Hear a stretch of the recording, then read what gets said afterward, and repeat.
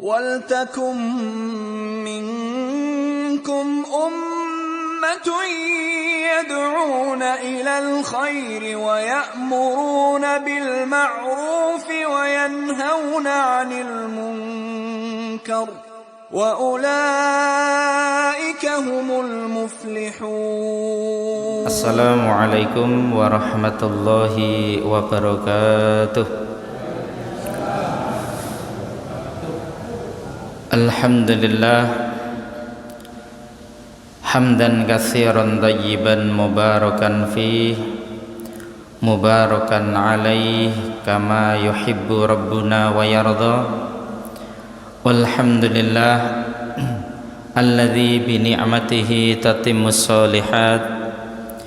Asyhadu an la ilaha illallah wahdahu la syarikalah wa asyhadu anna Muhammadan abduhu wa rasuluh la nabiyya wa la rasula ba'dah. Allahumma salli ala Muhammad wa ala ali Muhammad kama sallaita ala Ibrahim wa ala ali Ibrahim innaka Hamidum Majid.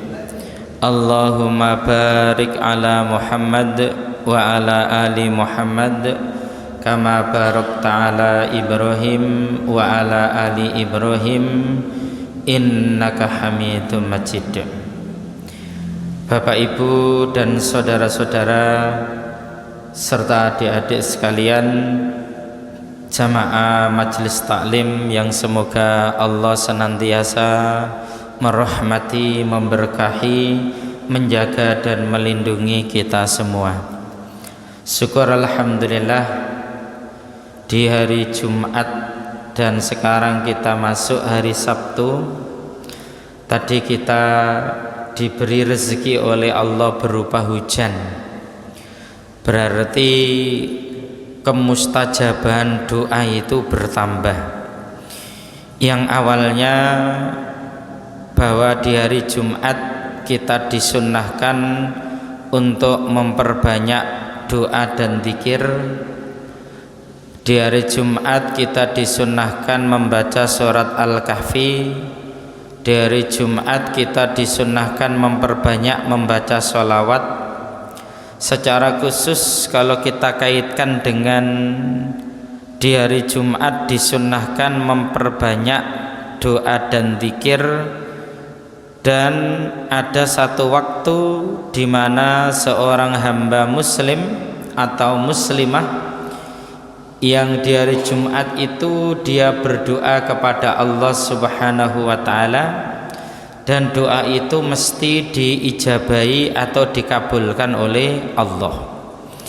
Apalagi ditambah dengan diturunkannya hujan, berarti keberkahan itu ditambah, keberkahan tentang mustajabnya doa.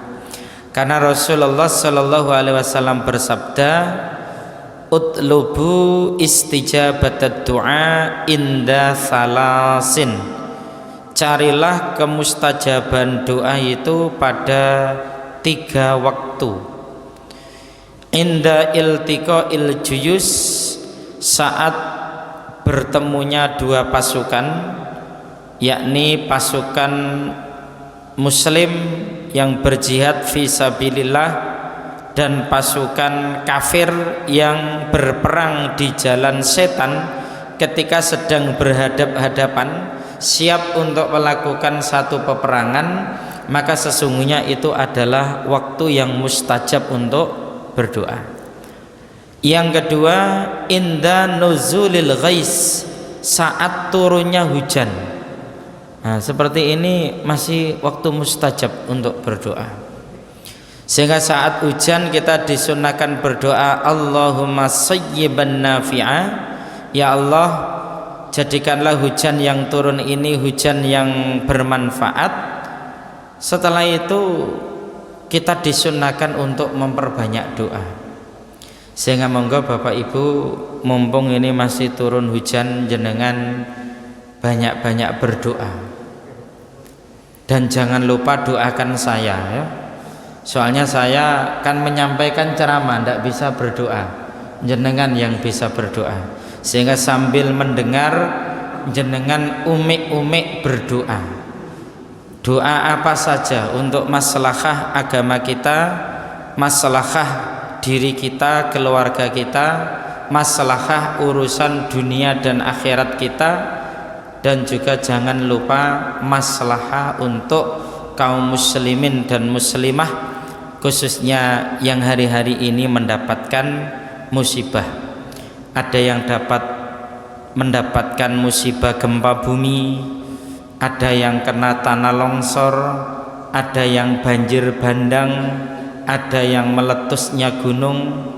Itu adalah ujian, peringatan dari Allah, sehingga kita mendoakan mereka semoga dari kalangan kaum muslimin yang kemudian dengan adanya musibah itu kemudian mereka itu diwafatkan oleh Allah.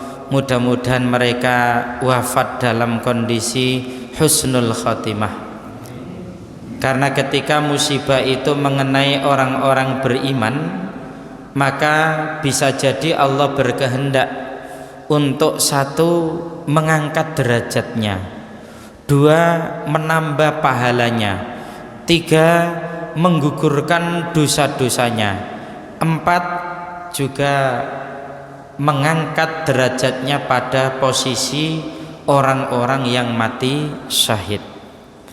Dalam hadis sahih Rasulullah bersabda, asy-syuhada'u khamsatun, orang-orang yang mati syahid itu ada 5 macam. Al-mad'unu wal mabtunu wal ghariquna was-sahibul hatmi wasyahid fi sabilillah. Orang-orang yang mati syahid itu ada 5 macam. 1, al-mat'un, orang-orang yang mati karena kena wabah taun, wabah yang mematikan. Kalau dulu taun pernah melanda kaum muslimin di daerah wilayah Amwas, Palestina, lebih dari 5.000 kaum muslimin meninggal dunia saat itu. Pagi kena, sore mati, sore kena, sebelum terbit matahari sudah meninggal dunia. Lebih dahsyat daripada corona. Nek monggo njenengan corona ini dahsyat atau gak tau Pak ya? Koyok dahsyat koyok gak modelnya ya. Ya. Tapi nek wabah taun ini temenan dahsyat ya. Dahsyat benar ya. Sehingga yang kena wabah dia itu orang Islam kok mati, insya Allah dia tergolong mati syahid. Yang dengan itu Allah mengistirahatkan dari capeknya dan lelahnya dia beribadah dan amal soleh. Yang kedua adalah al-mabtun, orang-orang yang mati karena sakit perut atau segala penyakit dalam. Ada orang Islam mati karena sakit perut atau sakit segala macam sakit dalam, bisa liver, bisa angin lungguh ya, angin duduk ya, dan semisalnya itu ya, itu termasuk mati syahid ya. Yang ketiga wal ghariquna, orang-orang yang mati karena tenggelam. Orang Islam Pak ya. Nek orang kafir mati tenggelam nggak mati syahid, mati sangit nek orang kafir ya. Nek orang Islam tergolong mati syahid karena konteksnya asy-syuhada'u khamsah itu berbicara tentang orang-orang Islam. Ndak ada kamus mati syahid bagi orang kafir, ndak ada. Kalau orang kafir itu kena azab kemudian mati, 1 mati sangit, 2 itu azab yang disegerakan oleh Allah. Tapi kalau dia kena musibah kok masih hidup, setelah hidup dia itu taubat masuk Islam, itulah titik kesamaan antara ujian, peringatan dan azab. Jadi ujian, peringatan, azab itu ada titik kesamaan, juga ada titik perbedaan. Kalau titik kesamaan, kalau kena orang beriman dia kok sabar, dia kena musibah itu tetap hidup, dia tambah baik amalnya, memperbaiki ibadahnya, itu berarti membuka lembaran-lembaran yang lebih baik. Bisa jadi sebelumnya dia khilaf, melakukan banyak dosa, diberi peringatan oleh Allah, diberi ujian oleh Allah, biar ingat Allah Subhanahu wa ta'ala, ya. Kalau kena orang kafir kok dia taubat, masuk Islam dan memperbaiki amalnya, nah itu titik kesamaannya, Pak, ya. Tapi kalau kena musibah dia tetap hidup tapi tambah sombong, ini berarti itu musibah di atas musibah. Bahkan musibah yang lebih besar ketika dia diberi satu guncangan dalam hidup, dia kemudian merasa menantang Allah dan memusuhi Allah, itu musibah di atas musibah. Al musibatu alal musibah, atau al musibatu murakkabah, musibah kuadrat. Nah, naudzubillah min dzalik, ya. Kemudian yang keempat, termasuk mati syahid itu adalah sohibul hadmi, orang yang mati karena tertimpa bangunan atau reruntuhan. Salah satunya adalah gempa bumi. Gempa bumi itu kan kadang keruntuhan bangunan, itu masuk sohibul hadmi, ya. Sohibul hadmi, orang yang mati karena terjatuh, karena keruntuhan bangunan, ya. Sehingga kalau saudara-saudara kita di Cianjur dari kalangan kaum muslimin, ya, yang kemudian mereka itu orang-orang Islam yang kemudian ada gempa bumi, dia keruntuhan bangunan dan dia meninggal dunia, insya Allah dia tergolong mati syahid. Mati syahid, kalau mati syahid insya Allah tanda husnul khatimah, sehingga kita mendoakan mereka supaya mereka diberi pahala itu.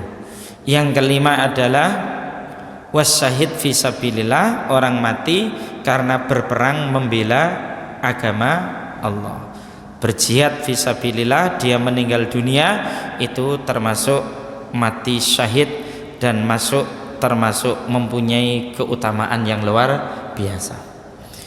Itu sebagai pembuka Bapak Ibu, karena kita merespon hujan, ya.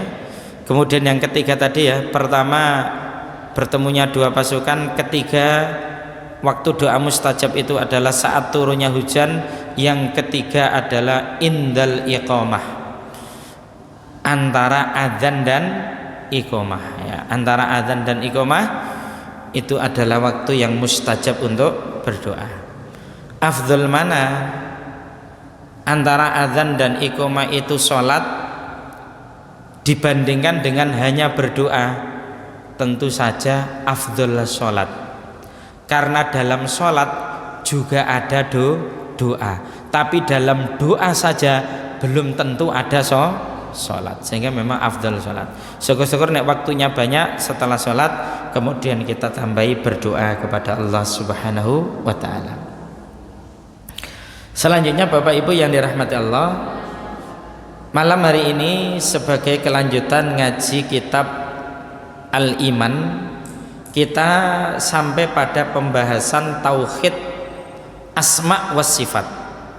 Yang kemarin kita kutip beberapa asmaul husna, ya, agar kita mempunyai pemahaman utuh tentang masalah tauhid.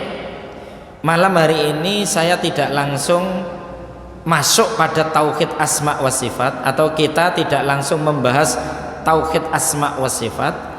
Agar kita mempunyai pemahaman utuh tentang tauhid, maka kita paparkan terlebih dahulu pembahasan yang dari dasar: satu, pengertian tauhid; dua, pembagian tauhid; tiga, keutamaan tauhid, sehingga kita mudah-mudahan dengan itu nanti mempunyai pemahaman utuh. Soalnya kalau langsung kemudian masuk tauhid asma wa sifat, sedangkan Bapak Ibu misalnya kurang memahami tentang tauhid sebelumnya, yakni tauhid rububiyah, tauhid uluhiyah, kita khawatir nanti sebuah pemahaman yang sifatnya itu parsial, sepotong-sepotong, dan akhirnya melahirkan salah paham. Salah memahami menimbulkan salah di dalam mengamalkan. Salah di dalam mengamalkan itulah yang disebut dengan sesat. Nah, mosok ngaji tambah sesat. Wah, aku kan dosa kok Pak ya. Oh, ngaji kok tambah sesat. Ya rada mirip-mirip ngaji kok tambah gak akur karo wong tuane. Iku ada sesuatu yang salah dalam ngaji itu. Oh, mari ngaji kok tambah gak akur karo wong tuane. Mari ngaji kok gak akur karo bojone. Hanya karena mungkin suami ngaji dengan ustadz si A, istri ngaji dengan ustadz si B, ternyata beda.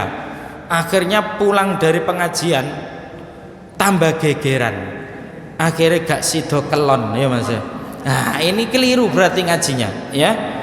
Mestinya ngaji itu kan tambah merukunkan suami istri ya. Sehingga saya pernah menyampaikan ya, siapa sih yang paling merasakan kemanfaatannya secara langsung saat kita itu rajin mengikuti majelis ilmu, rajin mengikuti pengajian? Satu adalah orang yang paling dekat dengan kita ya. Suami sering ngaji, istri itu kemudian yang jarang-jarang ngaji itu kemudian punya penilaian, papa sejak ngaji kok tambah sabar banget ya, kemudian tambah sayang sama saya, sama anak-anak saya, setiap jam 2:30 selalu bangun untuk sholat tahajud. Alhamdulillah, itu berarti langsung ngefek Pak ngaji ya. Tapi nek pendapatnya malah ini istri, bapak mau tambah ngaji kok tambah bento yo, ngamuan. Nah, itu ada yang salah itu ya. Mbu ustadz salah menyampaikan atau materi yang dikaji itu salah. Mestinya siapa yang paling merasakan manfaatnya ketika kita itu banyak ngaji? Satu orang yang paling dekat dengan kita. Misalnya bapak-bapak capek jarang ngaji, akhirnya yang sering ngaji istri panjenengan, mungkin kumpul Aisyah atau nasihatul Aisyah kan rajin ngaji, maka suami yang paling bisa merasakan manfaatnya istrinya sering ikut ngaji.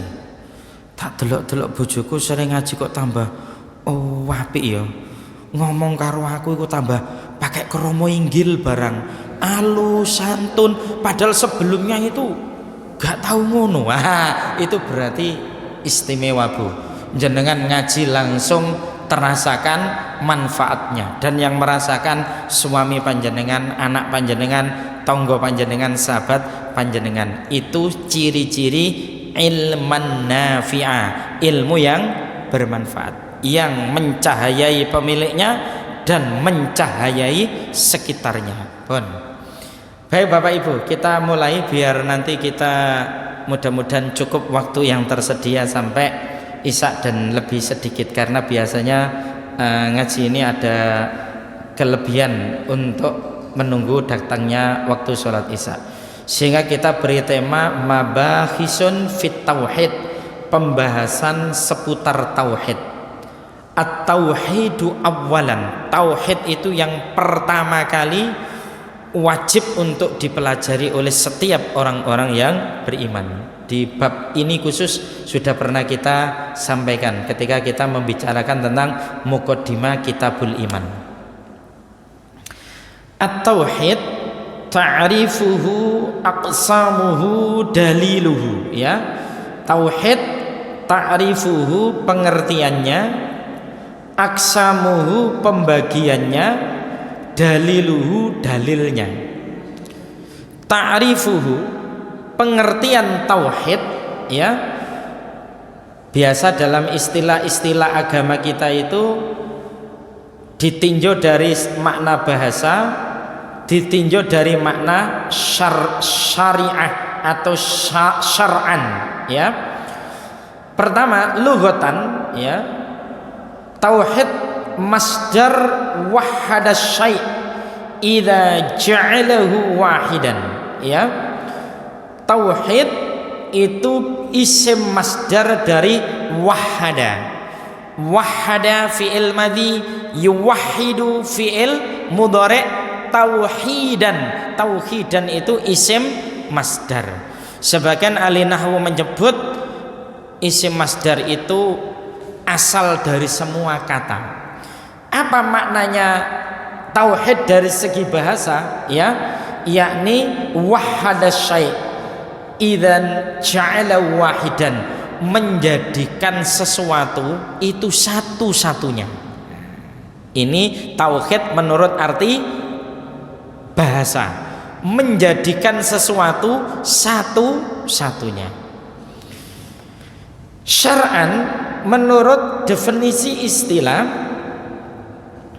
ifradullahi subhanahu bima yakhtassu bihi minar rububiyyati wa uluhiyati wal asma'i was sifati.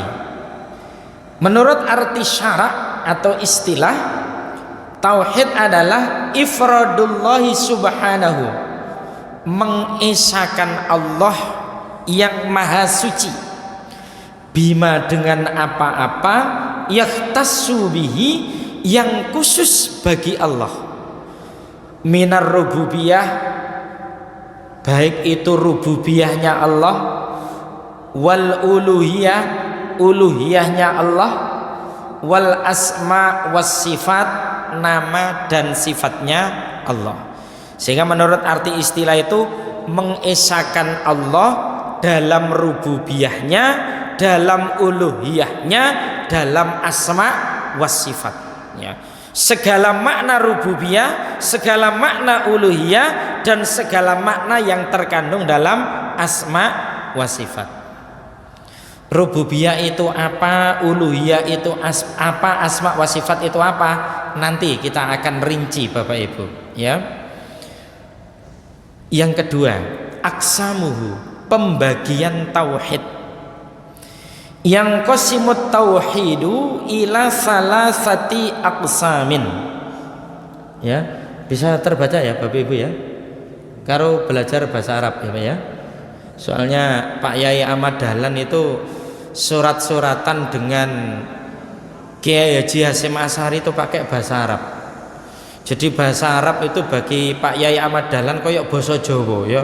Bahkan karangan kitab beliau juga bahasa Arab ya.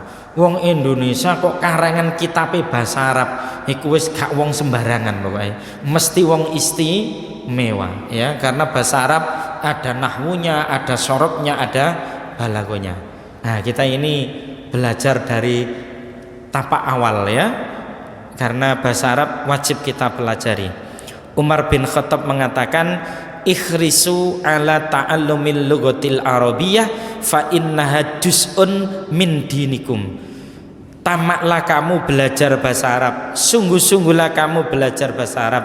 Kenapa? Fa innaha juz'un min dinikum, karena bahasa Arab itu adalah bagian daripada agamamu. Quran bahasa Arab, kita sholat bahasa Arab, kitab-kitab tafsir yang ditulis para ulama bahasa Arab, hadis-hadis Nabi bahasa Arab, ilmu Quran bahasa Arab, ilmu rijal hadis, sanad hadis, diroyah hadis, matan hadis, semuanya bahasa Arab. Bahkan nanti ketika manusia masuk surga itu bahasanya juga bahasa Arab ya. Jadi dengan makin mlebu surga bapak-bapak nggih, jenengan ngomongnya nggih bahasa Arab gak bahasa Jawa. Ane gak iso piye Ustaz? Makanya saiki jenengan gelek kursusan dhisik. Belajar dhisik. Pokoknya harus ada usaha dulu. Usaha doa ya. Dene jenengan wis usaha kok mboten saged, mangke nek jenengan kapundhut kemudian masuk surga, jenengan ya enggak usah bingung gelek tempat kursus bahasa Arab ya. Yang sampean bingung kursus nanti ya, di sana nanti serba otomatis ya, serba otomatis ya, tanpa ada proses. Seringkali tanpa ada proses, ndak bisa bahasa Arab, insya Allah langsung bisa bahasa Arab. Wallahu a'lam bishawab. Dan tauhid terbagi 3 bagian. 1 tauhid rububiyah, 2 tauhid uluhiyah, tiga tauhid asma was sifat. Daliluhu, dalilnya, qad istama'at fi qaulihi ta'ala, sungguh telah terhimpun dalam firman Allah Ta'ala, Quran surat Maryam ayat 65. Ini yang menghimpun tiga tauhid sekaligus. Rabbus samawati wal ardi wa ma bainahuma fa'budhu wastabir li'ibadati hal ta'lamu lahu samia. Asline cilik-cilik ngaten iki kula nggih mboten sepira napa nggih saged maos, cuma kula pun apal dadi rada lancar nggih to. Jenengan paling nggih heran kok iso maca ya cilik-cilik ngono, padahal asline nggih remeng-remeng kula nggih. Cuma kula pun apal nggih. Rabbus samawati wal ardi wa ma bainahuma, itu tauhid rububiyah, ya. Fa'budhu wastabir li ibadati, tauhid uluhiyah. Hal ta'lamu lahu samia, itu tauhid asma was sifat. Rabbus samawati wal ardi itu maknanya apa? Rabbus samawati wal ardi wa ma bainahuma, kok dia disebut sebagai tauhid rububiyah? Rabbus samawati wal ardi wa ma bainahuma, Allah itu pencipta, pemilik, pengatur seluruh langit dan bumi dan apa yang ada di antara keduanya. Ini tauhid rububiyah, yang menciptakan, yang menguasai, yang memiliki, yang mengatur seluruh alam manusia dan kehidupan hanya Allah Subhanahu wa ta'ala. Sehingga kalau orang itu bertauhid rububiyah, berarti dia itu mempercayai dan meyakini bahwa Allah satu-satunya pencipta, pengatur, pemilik, penguasa seluruh alam manusia dan kehidupan. Fa'budhu wastabir li ibadati, maka sembahlah Allah, wastabir li ibadati, dan kuatkan ibadahmu kepadanya. Berarti setelah manusia itu mempercayai dan meyakini Allah pencipta, pemilik, penguasa, pengatur, dia mesti punya konsekuensi untuk menyembah Allah. Sehingga tauhid uluhiyah itu pengertiannya la ma'buda bihaqqin illallah, tidak ada yang berhak untuk diibadahi, tidak ada yang berhak untuk disembah kecuali hanya Allah. La muta'a illallah, tidak ada yang berhak untuk ditaati kecuali Allah. La ma'buda bihaqqin illallah, itu makna tauhid uluhiyah. Sehingga kalau ada Tuhan selain Allah yang selama ini dianggap-anggap oleh manusia sebagai Tuhan, kemarin kita sebut sebagai alihatun batilah, Tuhan palsu. Karena Tuhan yang sesungguhnya hanya Allah. Seluruh nabi dari Nabi Adam sampai Nabi Muhammad yang jumlahnya kurang lebih 124.000, semuanya mengenal dan mengenalkan kepada umatnya nama Tuhan itu adalah Allah, dan Allah satu-satunya Tuhan yang benar. Seluruh nabi seperti itu, Pak. Tidak kemudian dengan nama-nama lain, Yahweh, apalagi God, apalagi Sang Yang Widi, apalagi.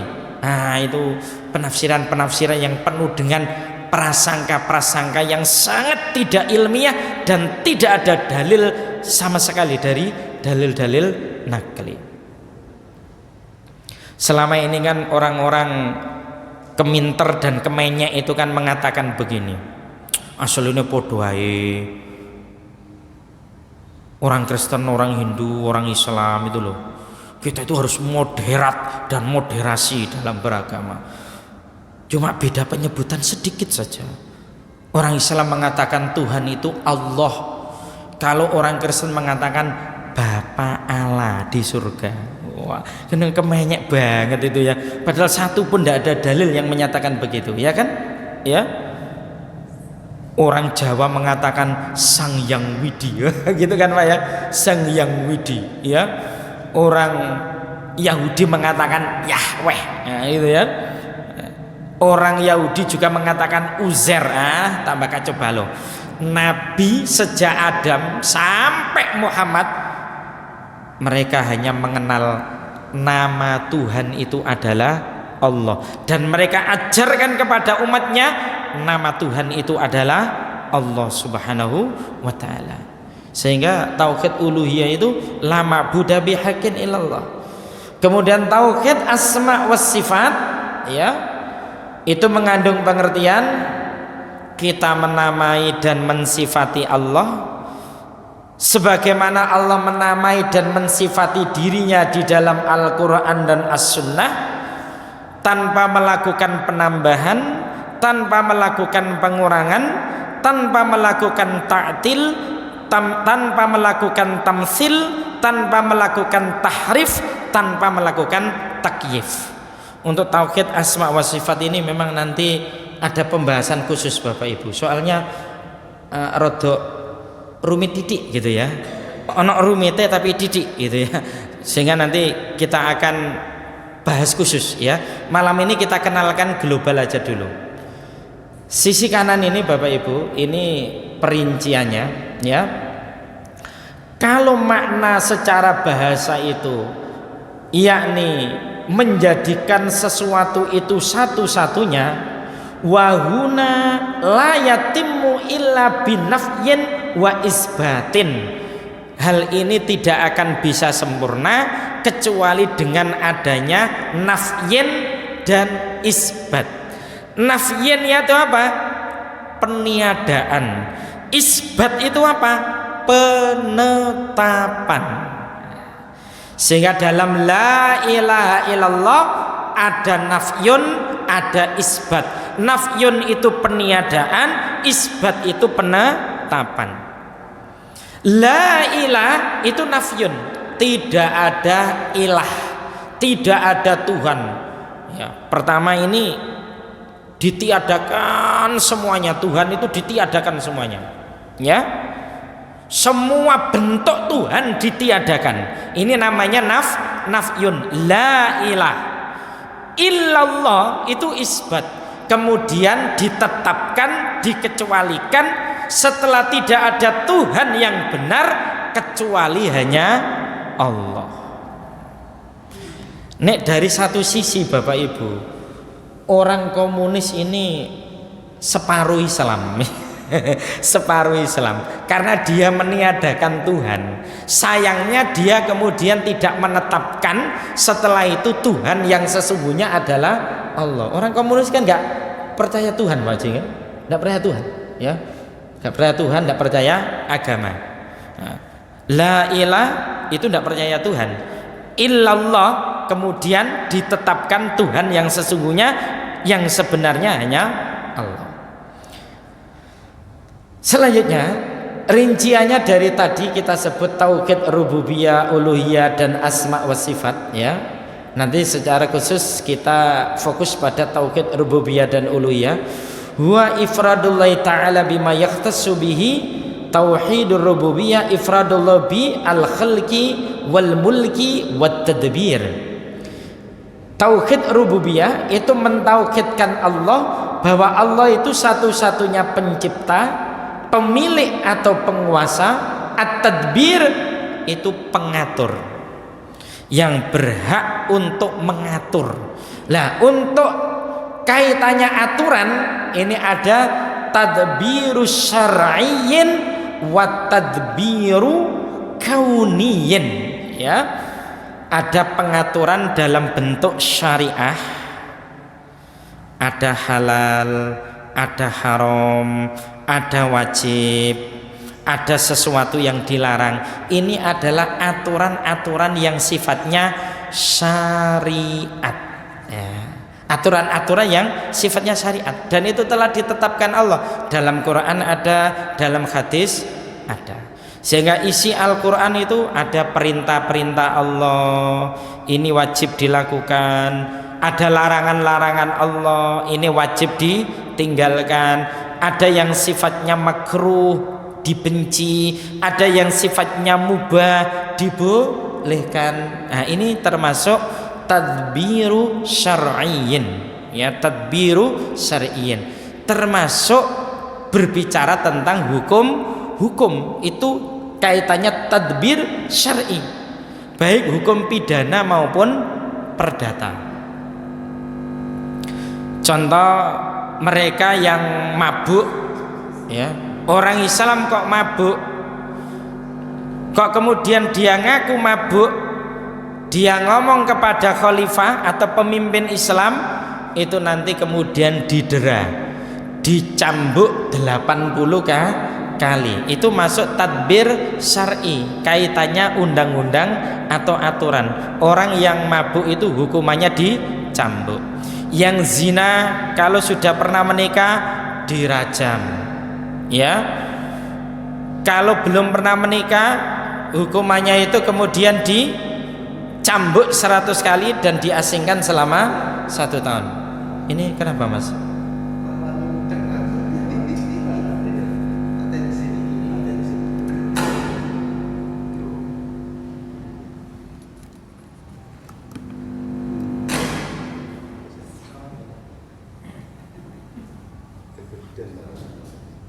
Tapi tidak ada sabotase nih. Oh, enggak ada. Oke.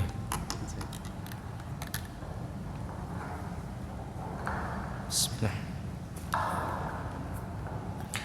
Ini masuk tadbir syar'i Bapak Ibu ya. Tadbir syar'i diantaranya juga adalah hukuman-hukuman, aturan-aturan yang sifatnya pidana atau perdata. Orang Islam kok kemudian wayai Jumatan gak Jumatan, itu kalau yang namanya sistem pemerintahan Islam tegak nanti ditangkepi Bapak Ibu, ditangkepi, diberi bimbingan khusus, kok merengkel di penjara sampai dia tobat. Jadi di sini penjara itu wong sing gak gelem sholat bareng sini penjara itu sampai dia tobat. Itu masuk hukuman aturan-aturan yang sifatnya tadbir syar'i, ya. Orang yang homo, wah ini tambah keras banget ini homo itu ya. Dalam satu riwayat disebut idza wajadtum qauman lut al-fa'il wal maf'ul faqtuluh. Jika kamu mendapati orang yang homo, baik pelaku maupun yang disodomi itu, bunuhlah dia. Zina itu dibenci Allah, tapi homo dan lesbi lebih dibenci Allah lagi. Sehingga kita mesti prihatin Bapak Ibu ya. Kok ada data yang menyebut di Jawa Timur ini komunitas anggota homo atau lesbi itu lebih dari 3.000. Medeni itu lebih dari 3.000. Jenengan gak usah takok nduk endi to Ustaz iku. Aja engko garai sampean tambah parani tambahan ya.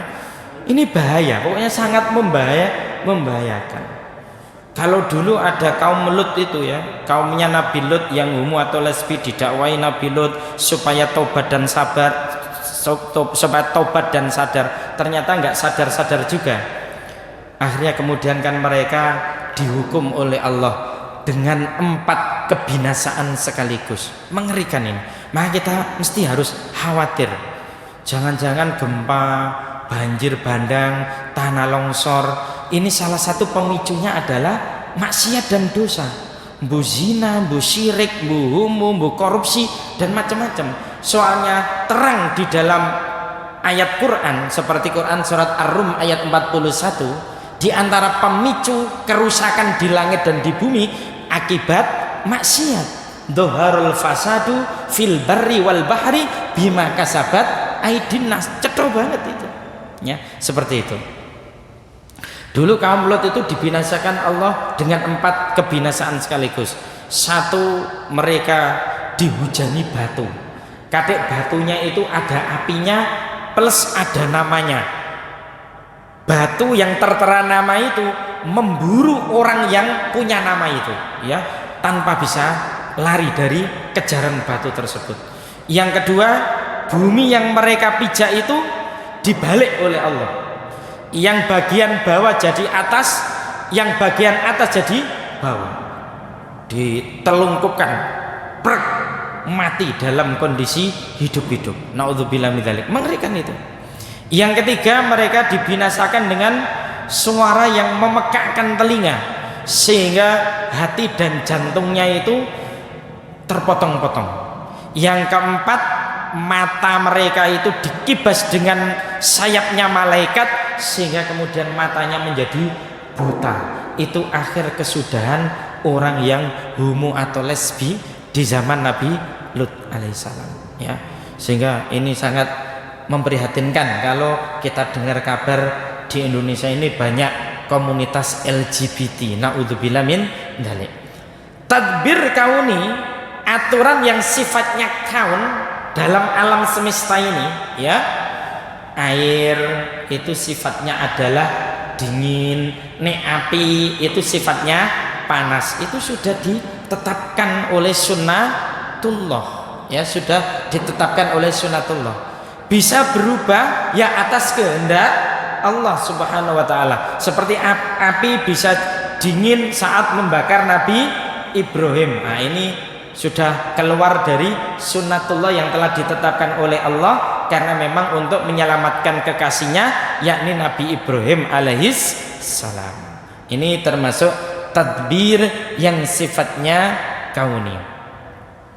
Demikian juga mereka yang bersungguh-sungguh secara maksimal, seringkali yang namanya kesungguhan dan hasil itu ini berbanding lurus, ya, berbanding lurus. Yang namanya hasil itu tidak pernah mendustakan yang namanya kesungguhan. Dan itu juga sudah banyak dititeni oleh wong Jawa. Itu masuk tadbir kauni. Wong Jawa ngarani sapa sing temen bakal tinemu. Nah, gitu Pak ya. Wong Arab punya mantra jadda wajada. Siapa yang bersungguh-sungguh dia akan dapat. Orang Inggris mengatakan the race will, the race way. Selama ada kemauan di situ ada jalan. Itu tadbir kauni, ya. Cuma seringkali yang kemudian mempraktekkan sungguh-sungguh bukan orang Islam, tapi justru di luar Islam. Untuk saat ini loh Pak ya. Jadi yang banyak mempraktekkan justru orang-orang di luar Islam. Dan ini rinciannya lebih lanjut Bapak Ibu, biar kita lebih memahami apa tauhid rububiyah, apa tauhid uluhiyah. Mislu, contoh tauhid rububiyah. Tauhid rububiyah ini kan dari kata Rabbun, ya, Rabbun. Artinya pencipta, juga pemilik, pengatur, penguasa. Mislu, contoh i'tiqadina bi Allah khaliqa illallah, ya, keyakinan kita bahwasanya tidak ada pencipta kecuali hanya Allah. Manusia mungkin menganggap ini ciptaanku, ini karyaku, ya, tapi ujung-ujungnya kalau kita runut, siapa yang membekali dia akal, yang membekali dia otak, yang membekali dia cipta, yang membekali dia karsa? Allah Subhanahu wa ta'ala. Sehingga Allah pencipta yang sesungguhnya, sedangkan makhluk itu kemudian diberi petunjuk oleh Allah Subhanahu wa ta'ala untuk berkarya sesuatu. La malika illallah. Tidak ada yang memiliki, tidak ada yang menguasai kecuali hanya Allah, ya.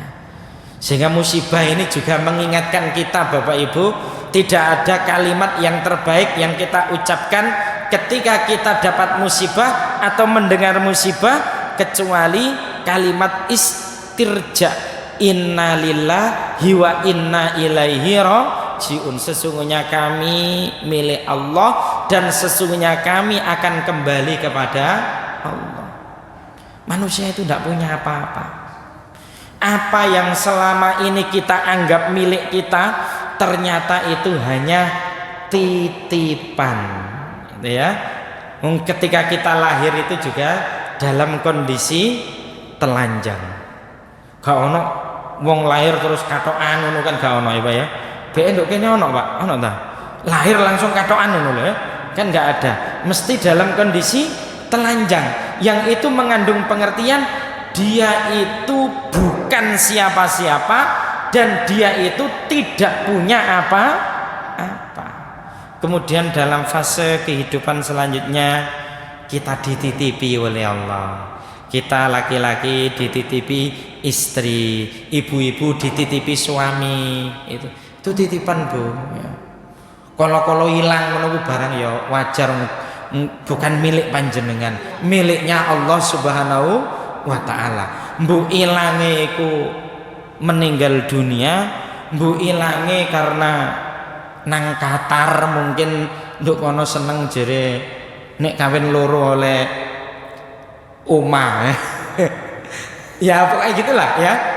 Jadi apa yang selama ini kita anggap milik kita itu titipan, dititipi rumah, dititipi kendaraan, dititipi anak dan macam-macam, itu titipan semuanya. Karena pemilik sesungguhnya adalah Allah, la malik illallah. Juga contoh dari tauhid rububiyah, la raziqa illallah. Tidak ada yang bisa memberi rezeki kecuali hanya Allah. Rezeki kita itu takarannya itu berdasarkan takdir, Bapak Ibu. Takarannya itu berdasarkan takdir, ya. Bukan berdasarkan kita itu banyak beribadah, bukan. Banyak beribadah itu efeknya keberkahan dalam rezeki, ya.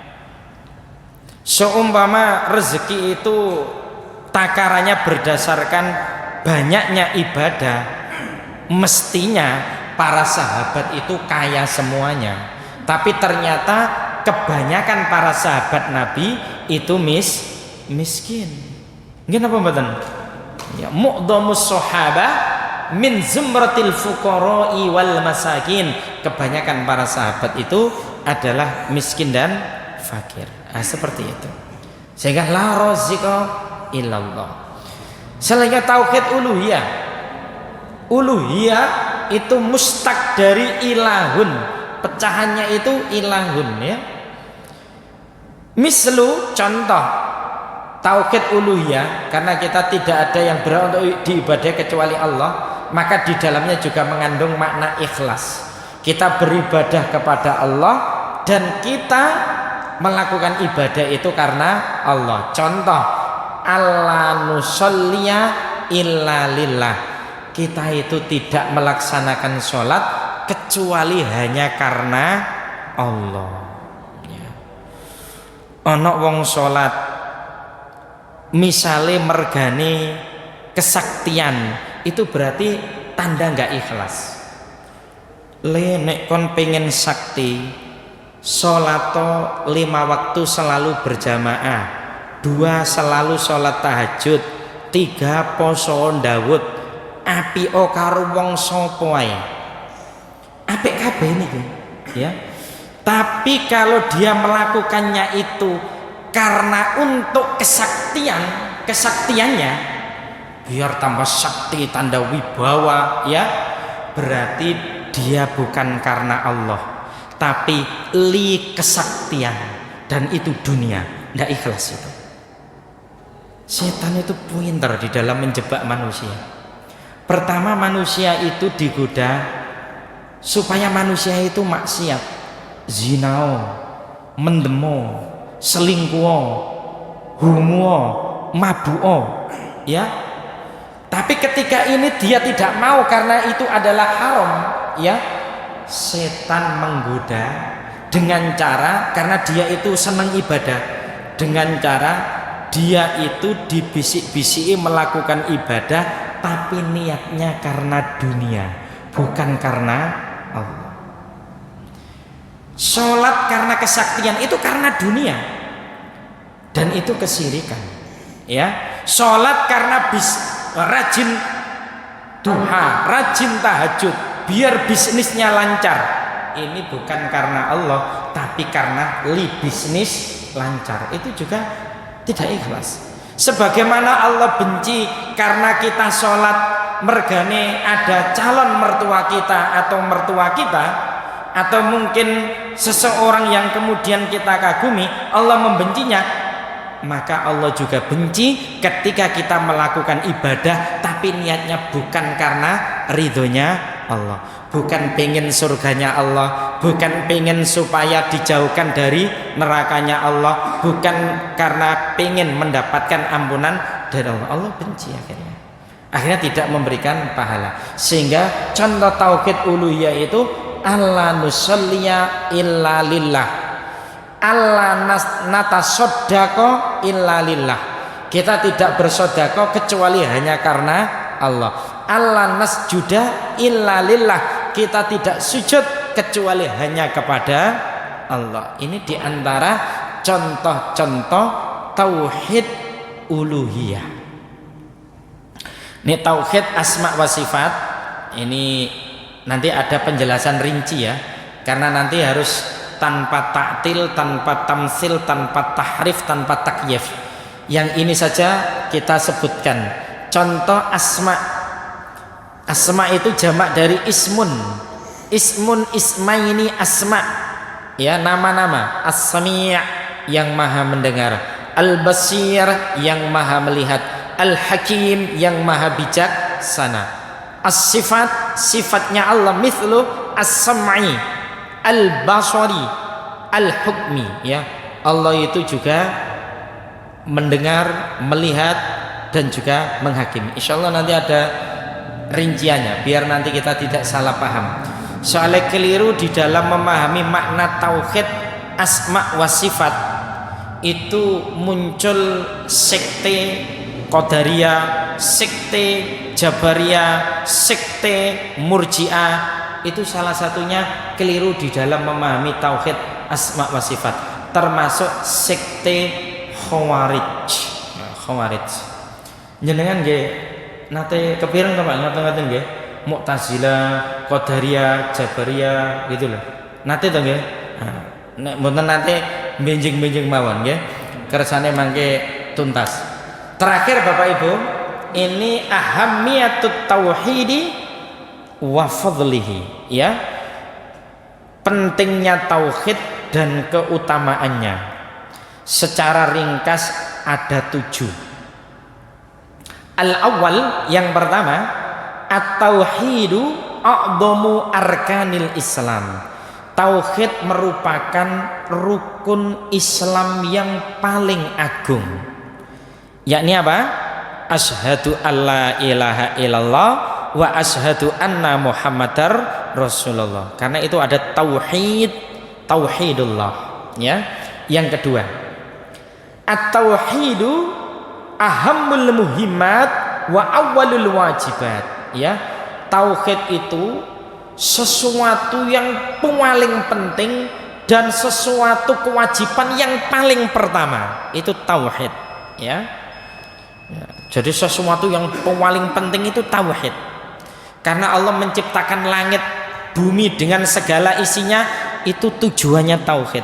Menurunkan kitab tujuannya tauhid, mengutus para nabi dan rasul tujuannya tauhid, tauhidullah semuanya. As-salis, yang ketiga, al-ibadatu la tuqbalu illa bitauhid. Segala macam ibadah itu tidak diterima oleh Allah kecuali dengan mentauhidkan Allah Subhanahu wa taala. Ar-rabi', yang keempat, at-tauhid sababu fil amni wal ihtidai fid dunya wal akhirah. Tauhid itu penyebab fil amni wal ihtida. Seseorang itu mendapatkan keamanan, wal ihtida, dan petunjuk fid dunya wal akhirah, baik di dunia maupun di akhirat. Sebab keamanan tauhid, sebab yang namanya petunjuk juga tauhid, ya. Kalau kita ingin tahu orang-orang yang mendapatkan petunjuk itu para muwahhidun, orang-orang yang ahli tauhid. Nek pengen ngerti orang-orang sing bingung dan ruwet, ya, itulah orang-orang yang musyrik. Orang-orang musyrik itu penuh dengan kebingungan, ya. Ini orang tauhid penuh dengan petunjuk dan keamanan. Ar-rabi'. Kemudian yang al-khamis, yang kelima, at-tauhidu sababu dukhulil jannah wan najati minan nar. Tauhid itu penyebab seorang hamba masuk surga, dan tauhid juga menjadi penyebab seorang hamba itu diselamatkan dari neraka. Kemudian as-sadis yang keenam, at-tauhidu najatun min kurabid dunya wal akhirah. Tauhid itu adalah penyebab yang menyelamatkan seorang hamba dari malapetaka di dunia juga malapetaka di akhirat. Kemudian yang terakhir yang ketujuh, as-sabi' at-tauhid wal hikmatu min khalqil insi wal jinni. Tauhid itu adalah hikmah diciptakannya jin dan manusia. Jadi jin dan manusia tujuan utama mereka diciptakan adalah mentauhidkan Allah. Wa ma khalaqtul jinna wal insa illa liya'budun. Kata-kata liya'budun bimakna liwahidun. Tidaklah aku menciptakan jin dan manusia kecuali hanya untuk mentauhidkanku. Firman Allah Subhanahu wa taala dalam Quran surat Adz-Dzariyat ayat 56. Demikian Bapak Ibu ngaji kita pada kesempatan malam hari ini, mudah-mudahan bermanfaat. Apa-apa yang benar yang kami sampaikan saya yakin datangnya dari Allah. Jika ada yang salah saya istighfar kepada Allah. Subhanaka Allahumma bihamdika asyhadu an la ilaha illa anta astaghfiruka wa atubu ilaik. Wassalamualaikum warahmatullahi wabarakatuh.